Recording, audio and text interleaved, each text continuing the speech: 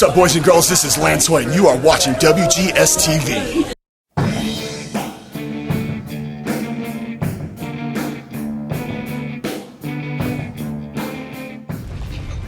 Hello everyone, welcome to another installment of WGS-TV right here on YouTube.com/WrestleGamer and ZFX-TV. I'm the WrestleGamer. Don't believe only intro. Got a few people to introduce you to. First off, he is the host of Hardcore Wrestling Radio, which can be heard exclusively on Spreaker.com/HWR Media and YouTube.com/HWR Show. He is the Illuminous One, the Shining Star, Rick Star. Rick, how you shining? Well, after that 3 hours of boring shit, I think I'm over it now. I think I'm hanging. Thanks for having me, Billy. He's currently caught up in a hurricane over in Tennessee from YouTube.com/LanceMossTV. He is our resident music mogul. He is the incomparable Lance Moss. Lance, how you doing? Where is the WWE refund department? Because I want my time back. Yes, as our time is valuable, ladies and gentlemen, he is the master of obscured laws over in Georgia from Rockin' Waves 11294. It's Chris Rogers. Chris, how you doing? Man, after seeing Raw, I want to go and I basically want to go and smack Vince McMahon and go, that's not entertaining. As long as you don't do it with your box of Twinkies. And we have two Instagive game show gurus in our midst. First off, James from the Big Easy is here. James, how you doing? You know, they advertised the Big Show to return, but we got the return of Alex Riley. What the hell? And also, he's the Beat Bay Area MVP, known as Will. Will, how you doing? All I gotta say is nip slip. Yay! Well, if you guys haven't figured it out by now, we're on the Monday Night Raw review for the week of July 22nd, 2013, and we open up Well, before we get to everyone's overall opinion, which happens after the review, we're going to start with the opening of Monday Night Raw, which was the Bryan John Cena contract signing. And I got to say this, where in the hell does Brad Maddox shop at the James E. Cornette Blue House Special Warehouse for Men? Good lord, he was wearing freaking blue trousers in a suit. I mean, good lord. Apparently he shopped at Kmart. No, he shops it with James E. Cornette. Apparently they have the same fashion sense. But All hands warehouse. yes, well, as long as you're not from Dairy Queen. Anyway, as far as this contract signing goes, this wasn't a typical WWE contract signing. Normally we see in a typical WWE contract signing, what? The table being flipped over and a fight ensuing. We didn't see that, but however, Daniel Bryan was beginning to cut a promo, then he gets cut off by Brad Maddox. Maddox saying, you know what? You need to prove that you belong in the SummerSlam main event for the WWE Championship, so I'm putting you in a series of matches. Basically, Daniel Bryan being forced into a gauntlet match to prove that he belongs in the main event for SummerSlam. I gotta give that opening a 3 out of 5. I didn't think it was too bad, just even, despite the fact that Brad Maddox really needs to shop for better outfits and stop trying to copy James E. Cornette. But other than that, it was just a real bland opening for Monday Night Raw. I really can't say anything good about it, but anyway, let's look at the opening match for Monday Night Raw this week. Alberto Del Rio and Sheamus. And, Rick, I gotta say, out of the first hour of Monday Night Raw, I know I'm jumping the gun a little bit. This was only one of the few highlights the one highlight of the first hour of Monday Night Raw. But the fact of the matter is, they actually show the giant bruises all over Sheamus's leg, Rick. And every time I looked at it, I was just wincing in pain because those things look terrible. Well, I have to agree with you on one thing. It was a highlight, but it was the only highlight of that first hour. That first hour was just absolutely terrible, including the opening. But yeah, that was a big-ass bruise, and you could tell that when he got kicked, I don't know how much pain he really was in because he walked to the ring fine, he ran around fine, but then when he got kicked, that's when he went, oh my god, I'm in pain. So you don't know if maybe that was a little bit of kayfabe-ish, or maybe when he got kicked in that spot when it really started to hurt. But either way, it really showed. There was that big ass bruise, and it was a great match. So I'll have to give that score, a solid 3 out of 5. Yeah, that finish was Sheamus attempting the white noise on Alberto Del Rio, and the leg just gave way, and Del Rio rolled him up for the pin, and that was indeed one of the one highlight of Monday Night Raw. As we look towards the next match, which saw Christian taking on Titus O'Neil. Now, I really didn't, James. I gotta say, I really didn't understand the point of this match. I mean, seriously, to me, James, this looked like filler match all the way. It is really filler match. I mean, the fact of the matter is that, this is before they gotta go out and do their world tour in Australia, China, and South Africa, and it just really, it doesn't have a point. Why did we have this match? I don't know. I'll give this match a 2 out of 5. Yes, and next up on Monday Night Raw, we see Mark Henry come out to answer for what happened last week, address what happened with him and the Shield. And next thing you know, the Shield comes out and they start to attack Mark Henry. The Usos come out to save him. It's basically kind of a rehashing of what happened on Friday Night SmackDown, except roles reversed. On Friday Night SmackDown, it was the Usos who got attacked, and Mark Henry came in for the save. And then this time, Mark Henry was the one being attacked, and the Usos came in for the save. And, well, the way this is really looking, this looks like possibly WWE working towards a 6-man angle between Mark Henry, the Usos, and the Shield, possibly maybe for SummerSlam, perhaps? Yes, Billy, and I hope this happens because, given the fact that the Usos are an underutilized tag team and, this is about their time to shine, I mean, what are they, like 0 for 1 or 0 for 2 facing the Shield, or 1 for 3? We'll talk about stats another time, but, I mean, now that they have Henry as a big ally and he was jumped by the Shield last week, I mean, this could be one of the best 6-man angles we've seen in a while. I mean, when have we ever talked about a 6-man angle before with 6 prime stars? You don't get that much, any.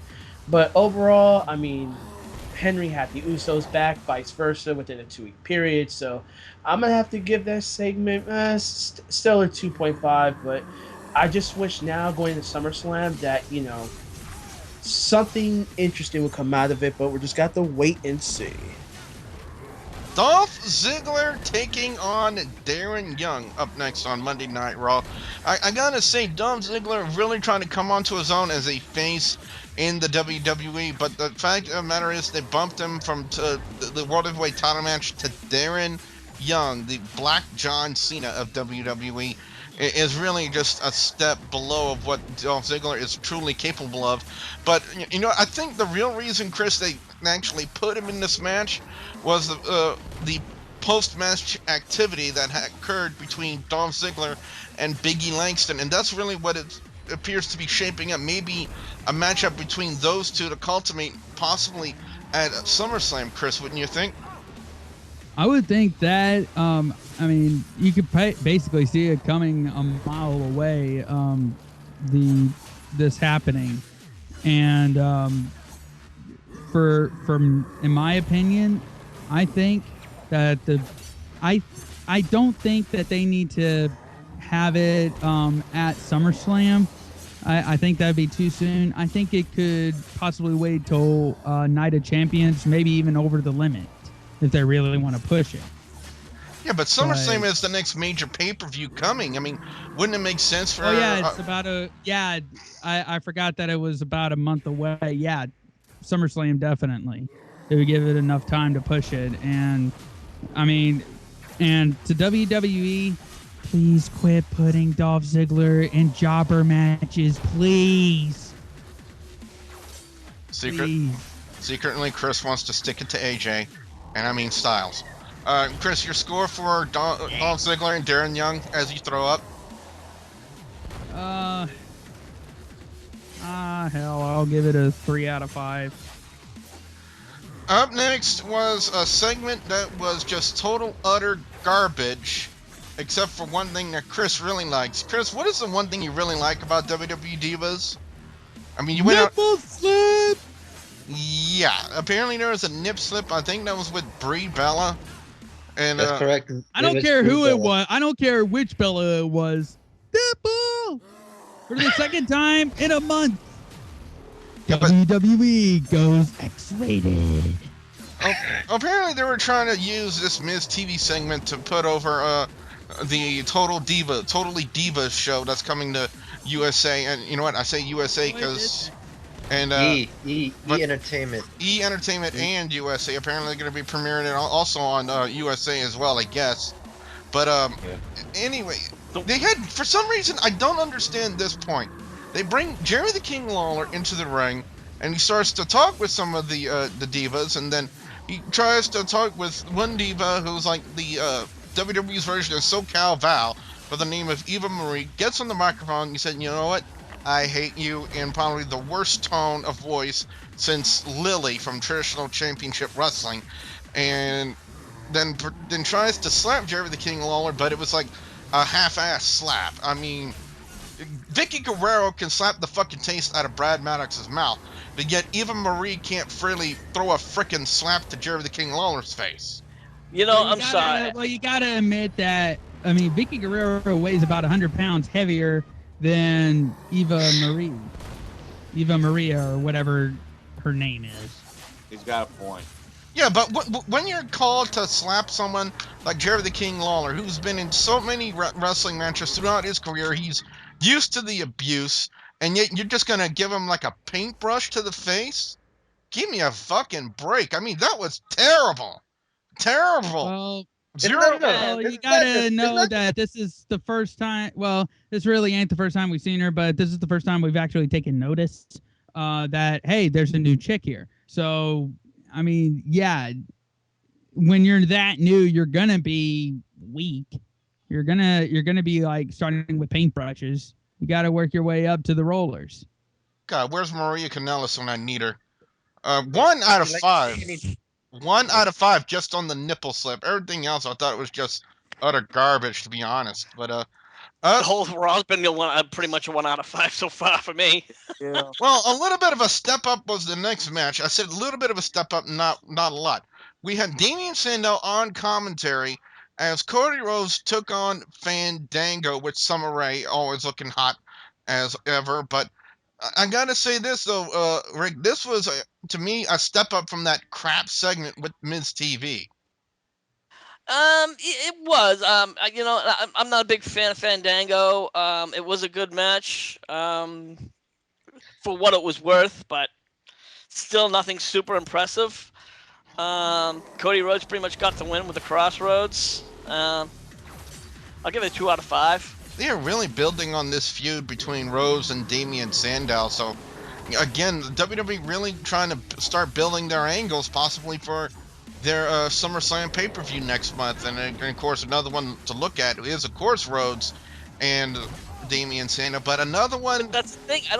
They didn't really see the direct build. I mean, they didn't really do a lot of interaction. It was more towards just giving him the push and. Well, you know, some of the things Damien Sandow was saying on commentary as well, you know, about that and the way they're building, you know, if they really want to do a good face turn for Cody Rhodes and have them, you know, legitimately split up from Team Rhodes Scholars, then they would have to build between a feud between Rhodes and Damien Sandow. And I think it'd be. Go ahead. I think it would be. I think a good idea and a good angle match or something for SummerSlam between Cody Rhodes and Damien Sandow. Make it for the briefcase. Winner gets the briefcase. Wouldn't be the first time that we had a match like that. I mean, look what happened with TLC, with Dolph Ziggler and John Cena. But anyway, another matchup which was kind of put together in the next promo was the segment involving CM Punk.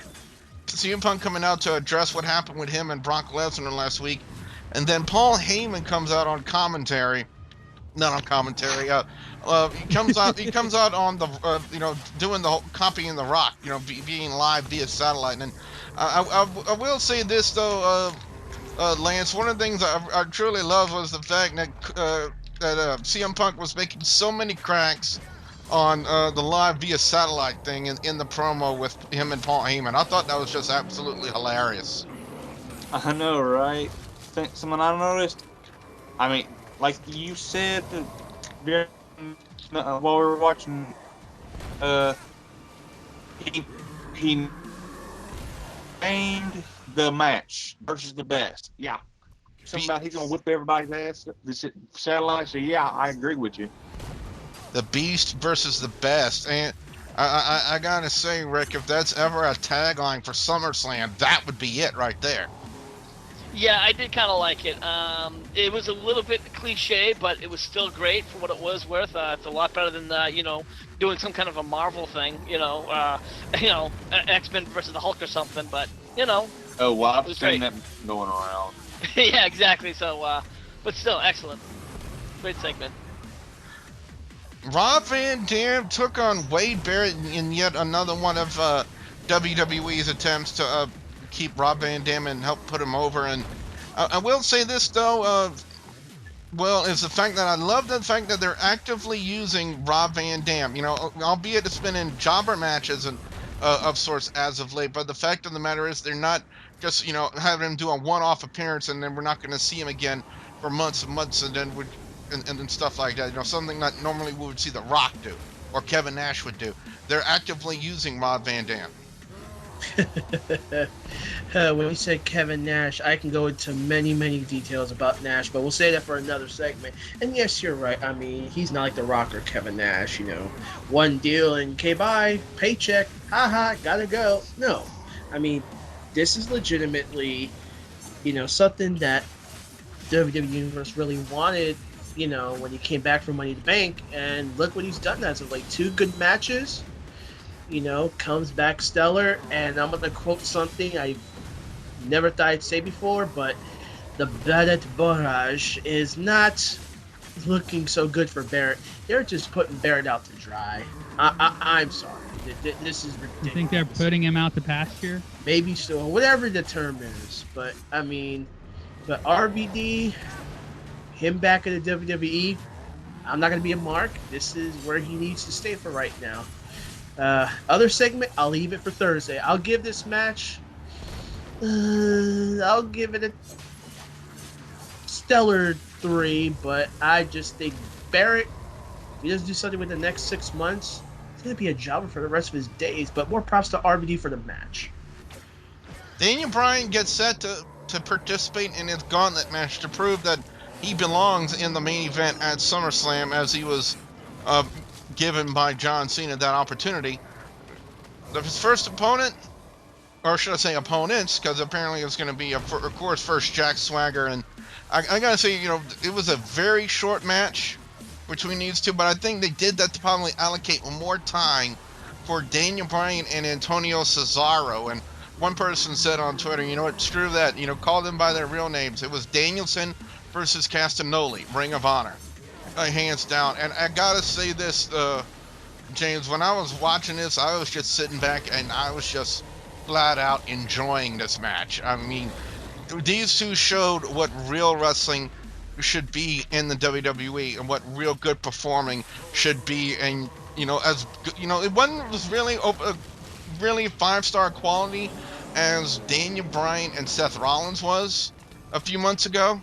But this was right up there with it, James. Wouldn't you agree? Yeah, I was gonna say that it was gonna be kind of like how it was with Daniel Bryan and Seth Rollins. You see, these are the 2 great athletes. I mean, you got Antonio Cesaro, who they kind of, when they had him with the title, then they just made him like this weird yodeling person. I'm like, oh my gosh. But then but you see how he competes, and then you have Daniel Bryan, who always make any match with someone like a Seth Rollins or Antonio Cesaro make good. And I give it this one's like a 4 out of 5 for me. I like this match. This is, I'd say, the best match of the night, and one of the only few bright spots of Raw.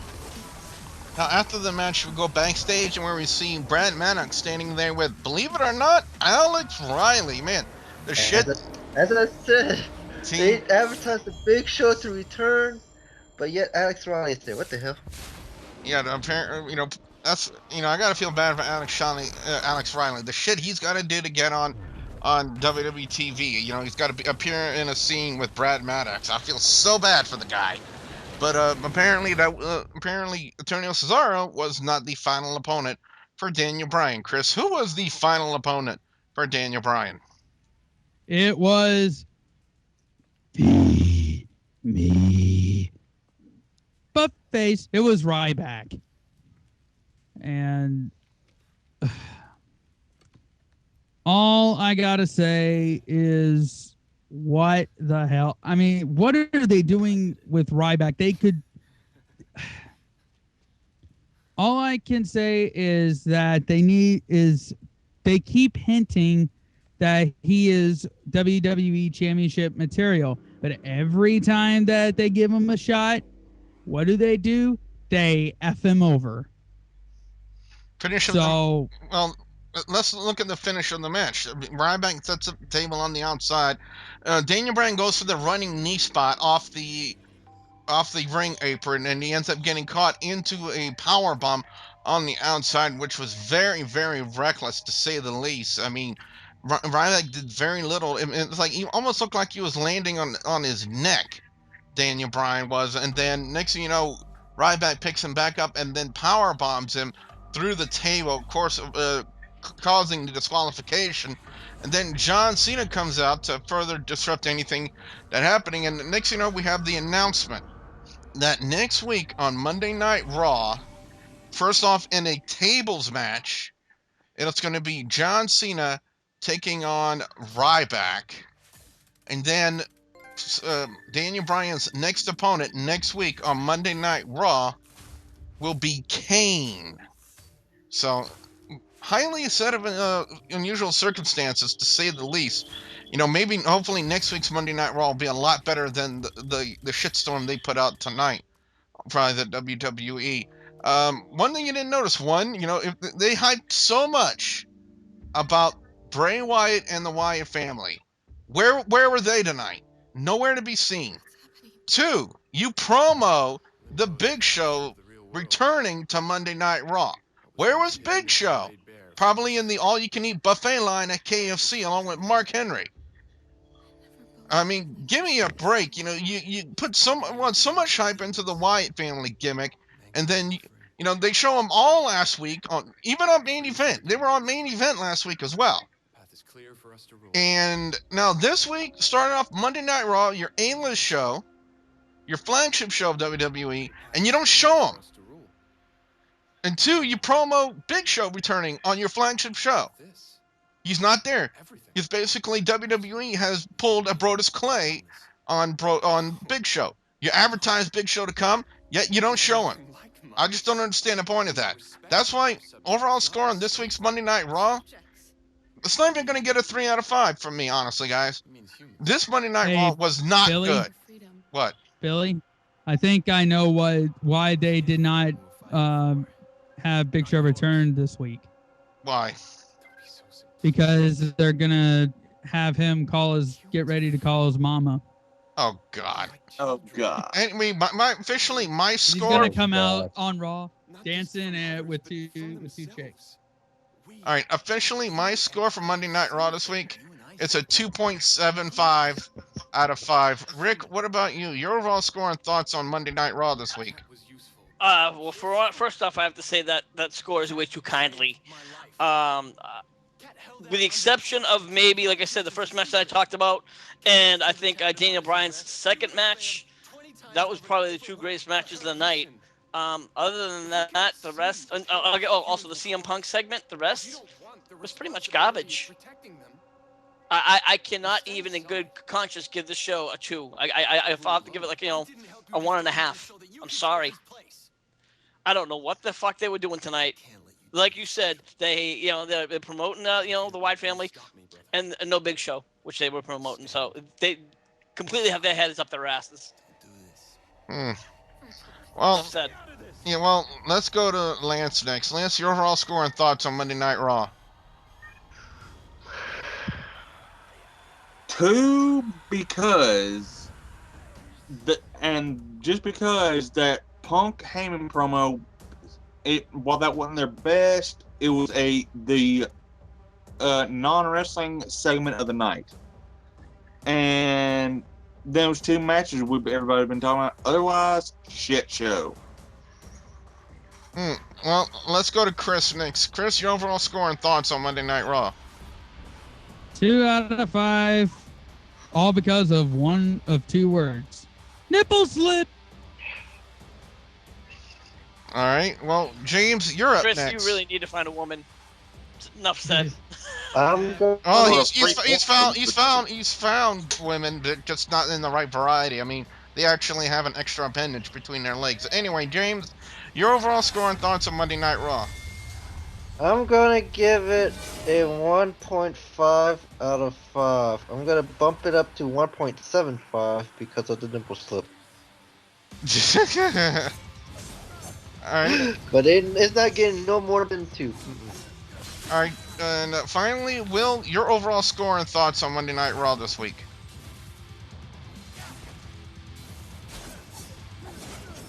Will? He fell asleep because he watched Raw. I'm sorry if I went blank for a moment. I'm just like, this is one of the worst Raws. I'm not giving it a 1.8 out of 5. The only best match out of the whole match was Daniel Bryan's matches. The segment sucked. Sorry, brother. The Divas segment sucked. The only thing enjoyable about the match, or matches, was just Swagger, tap, Daniel getting on Cesaro, roll up, Ryback. Well, you got your own conclusion to that one. I didn't enjoy this one. I'm with Rick 100% on this boat right here. This is not an enjoyable Raw. I know it's gonna build up for SummerSlam, but come on, have some dignity, WWE. Oh no, wait, they never had dignity anyway.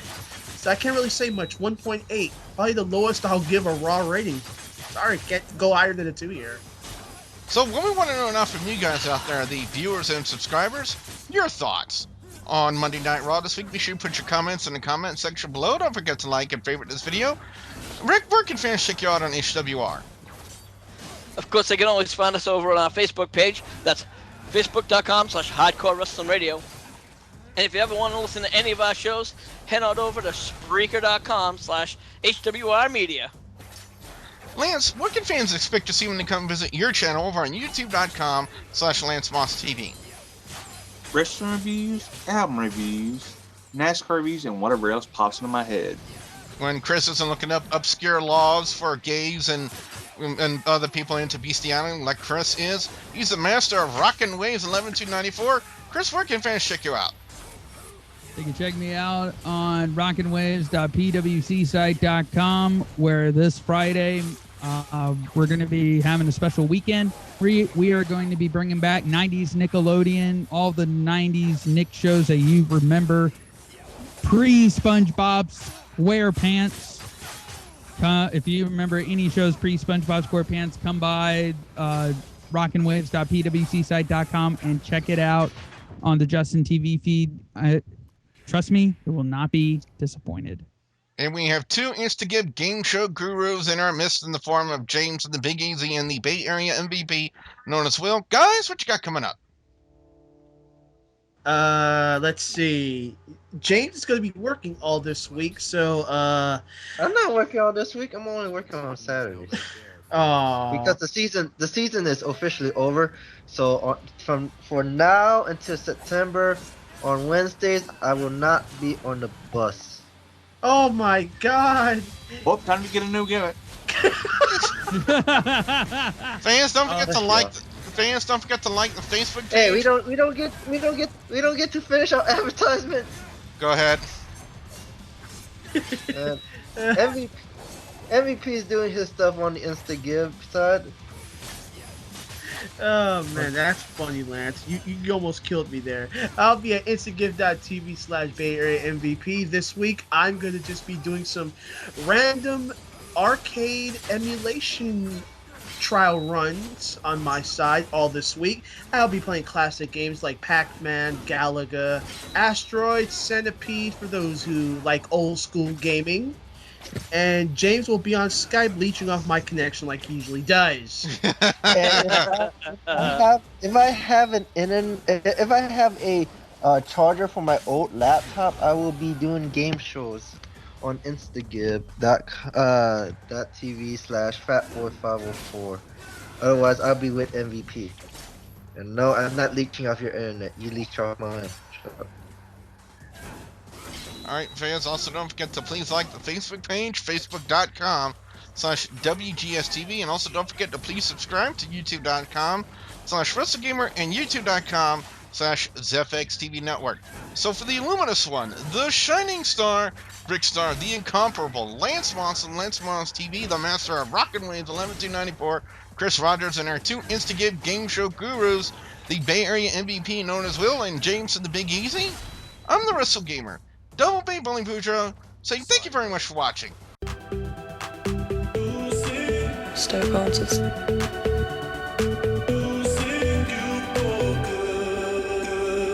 Stoke answers. Stoke answers.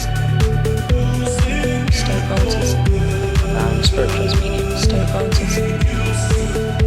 Stoke answers. I'm Haley. Ring Rose.